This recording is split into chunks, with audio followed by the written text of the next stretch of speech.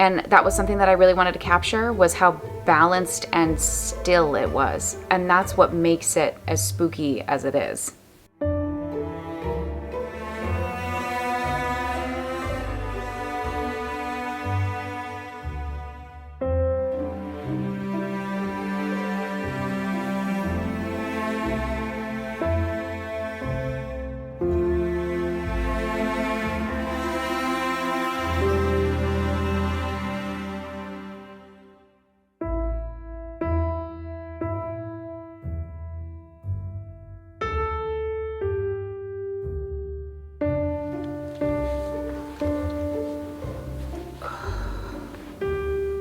It's been a while, and there's a lot I need to catch you up on.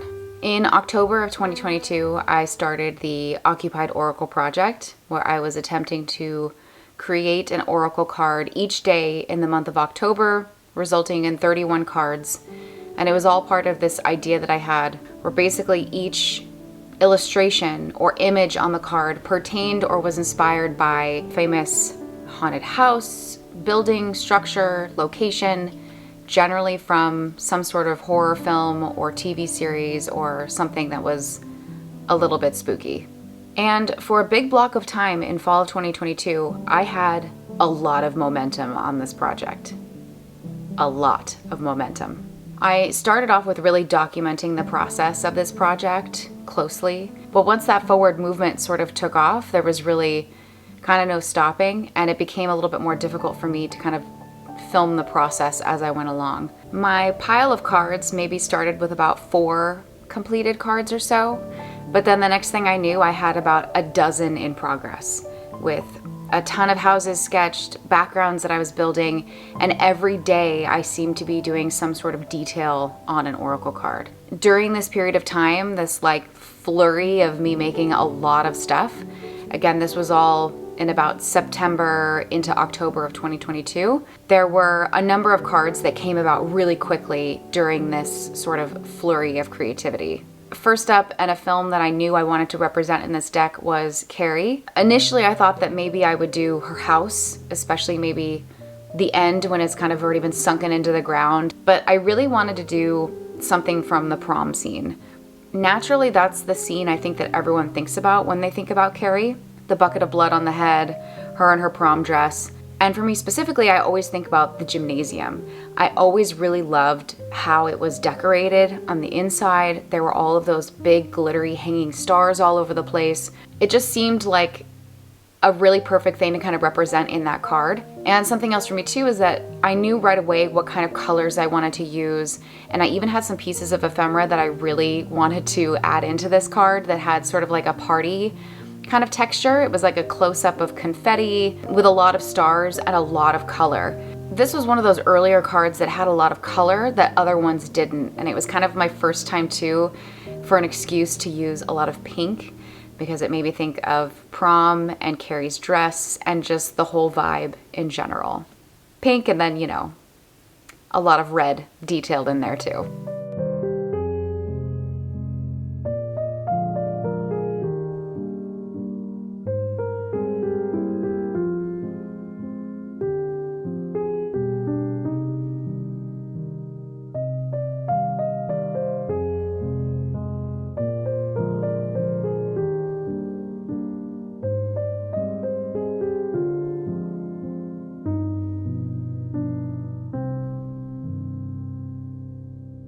Next up was Midsommar, which is actually one of my favorite films. I would say it's in my top 10 if I had to narrow it down. And there's just something about that film. And there was a lot of different ways that I could have represented this card as well, because there's a number of structures in the film, and it's really this specific kind of small location where everything kind of goes down. But I went ahead and did the classic A-frame. I think that is the thing that everyone thinks of when they think of Midsommar, if you've seen it, is that yellow A-frame.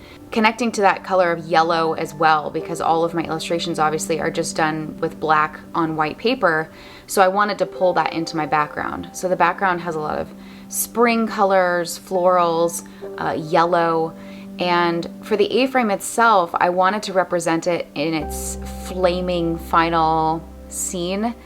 rather than sort of the pristine, nice version of the A-frame. Selfishly, I thought that it would be more fun to detail sort of like darker pieces of wood and shading, and it's really interesting when you actually watch that scene and you kind of play it back, how there are boards of wood that sort of stick out a little bit within the A-frame shape, and I really was visually drawn to that, and I thought that it would look really good as a black and white illustration. All those colors that are normally in that scene, I tried to infuse into the background and really try to capture as much detail in the illustration itself as I could.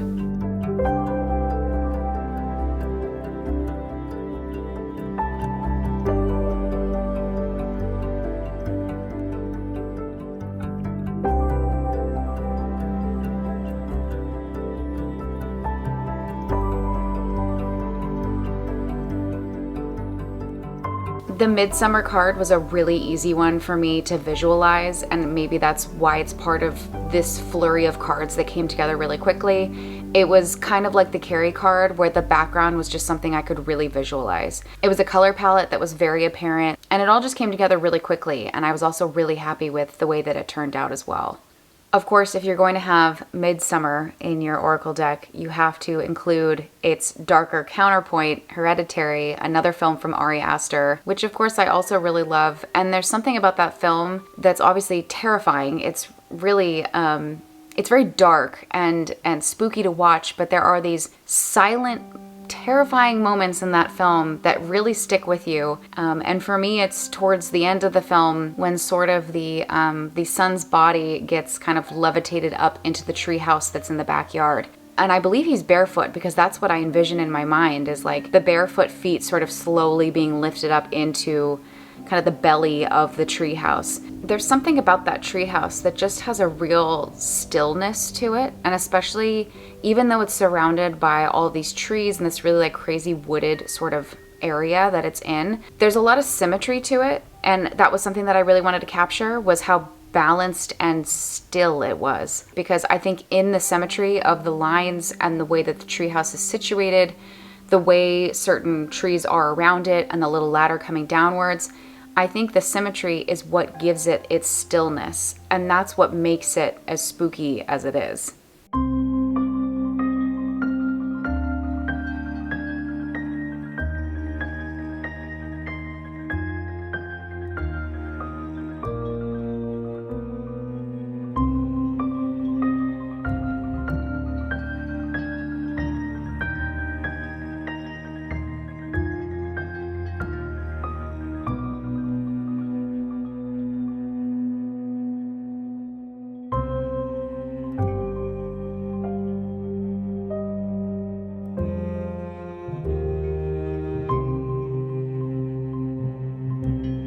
As I finished these 3 cards, there were another 2 that were sort of rounding in their completion.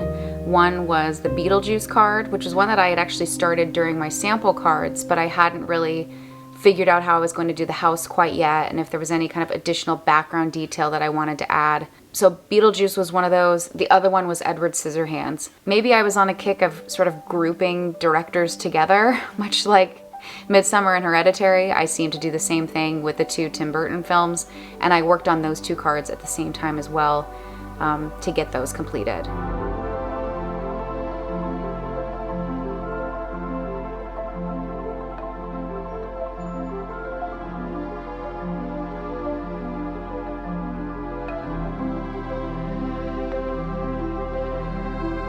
It was at this point that I finally bought a portfolio book. I felt that I was far enough in the project that it justified having one. There's something about putting your work into a plastic sleeve that not only makes it feel like finished, but also kind of really labels it as a project. You know, I was far enough along that I really felt like I needed a home for this artwork and not just continue to sandwich it between wax paper and underneath a coffee table book. With all this progress, all this flurry, all of this art making, it wouldn't be long until I would stumble into some sort of problem. And in the world of mixed media, it was a pretty big problem.